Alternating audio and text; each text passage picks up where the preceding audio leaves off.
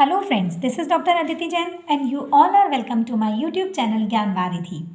आज हम directive principles of state के विषय में इस वीडियो में डिस्कस करेंगे। जो नीति निर्धारक तत्व होते हैं हमारे, उनको हम यहाँ पर डिस्कस करेंगे। तो सबसे पहले ये जान लेते हैं कि बेसिकली नीति निर्धारक तत्व होते क्या हैं।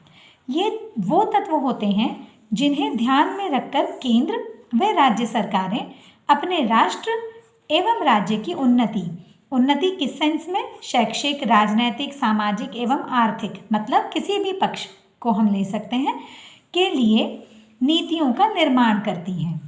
ठीक है। अब जो भारतीय संविधान है उसके भाग 4 में अनुच्छेद 36 से लेकर अनुच्छेद 51 मतलब आर्टिकल 36 से आर्टिकल 51 तक नीति निर्देशक तत्वों का वर्णन किया गया है। अनुच्छेद 36 और 37 जो हैं उनमें नीति निर्देशक तत्वों की सामान्य जानकारी दी गई है और उसके आगे 37 से लेकर 51 तक जितने नीति निर्देशक हैं उनका वर्णन किया गया है। अब अनुच्छेद 38 की हम बात करते हैं। आर्टिकल 38 में उसमें क्या है, राज्य लोक कल्याण की अभिवृद्धि के लिए, मतलब लोक कल्याण के लिए जितने भी सामाजिक व्यवस्थाएं होंगी उनका निर्माण करे। नेक्स्ट अनुच्छेद 39, उसमें क्या कहा गया कि राज्य द्वारा अनुसरणीय नीति निर्देशक तत्वों की यहाँ पर व्याख्या की गई है। इसके अंदर जो तत्व बताए गए हैं उसमें से एक दो मैं यहाँ पर आपको बता देती हूँ, जैसे कि सभी नागरिकों को अपने जीविकोपार्जन करने के लिए पर्याप्त साधन प्राप्त करने का अधिकार मिलना चाहिए। दूसरा, लिंग भेद के कारण वेतन में कोई अंतर ना हो। इस तरह की जो नीति निर्माण होने हैं उनसे संबंधित यहाँ पर विवरण है। नेक्स्ट हम बात करते हैं आर्टिकल 39A की। उसमें समान न्याय और निःशुल्क विधिक सहायता, मतलब सभी जो नागरिक हैं उनके लिए न्याय समानता से मिले और यदि किसी को चाहिए तो फ्री हम लोगों को लीगल एडवाइस मिले। नेक्स्ट है अनुच्छेद 40, उसमें ग्राम पंचायतों के संगठन के विषय में वर्णन किया गया है। अनुच्छेद 41 जो है हमारा, उसमें कुछ दशाओं में काम, शिक्षा व लोक सहायता पाने का अधिकार जो है उसके बारे में वर्णन किया गया। Now next is article 42 article में कहा गया कि काम को मानवोचित एवं न्याय संगत तथा प्रसूति सहायता की व्यवस्था आदि के विषय में इस डायरेक्टिव प्रिंसिपल में वर्णन किया गया है। आर्टिकल 43 में कर्मकारों की निर्वाह, मजदूरी आदि के विषय में वर्णन है।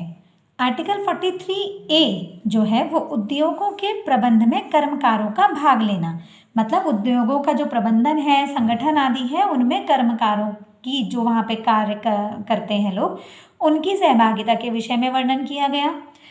देन आर्टिकल 44 में नागरिकों के लिए एक समान व्यवहार संहिता, मतलब सिविल कोड, जो सभी के लिए मान्य हो, ऐसे जो व्यवहार हैं उनकी सूची यहाँ पर वर्णित है। नेक्स्ट जो है हमारे बहुत इंपॉर्टेंट आर्टिकल है एजुकेशन के पॉइंट ऑफ व्यू से, अनुच्छेद 45, मतलब आर्टिकल 45 जो है उसमें बालकों के लिए निःशुल्क एवं अनिवार्य शिक्षा का प्रबंध राज्य सरकार द्वारा किया जाएगा या केंद्र सरकार द्वारा किया जाएगा, ऐसा वर्णित है। और 45A जो है उसमें ये कहा गया कि जो बालक 6 वर्ष से कम आयु के हैं उन शिशुओं की देखभाल का प्रबंध भी राज्य सरकार द्वारा किया जाना चाहिए। नेक्स्ट है हमारा आर्टिकल 46, उसमें अनुसूचित जातियों, अनुसूचित जनजातियों एवं पिछड़े वर्गों की अर्थ एवं शिक्षा संबंधी हितों की रक्षा एवं अभिवृद्धि के विषय में वर्णन किया है।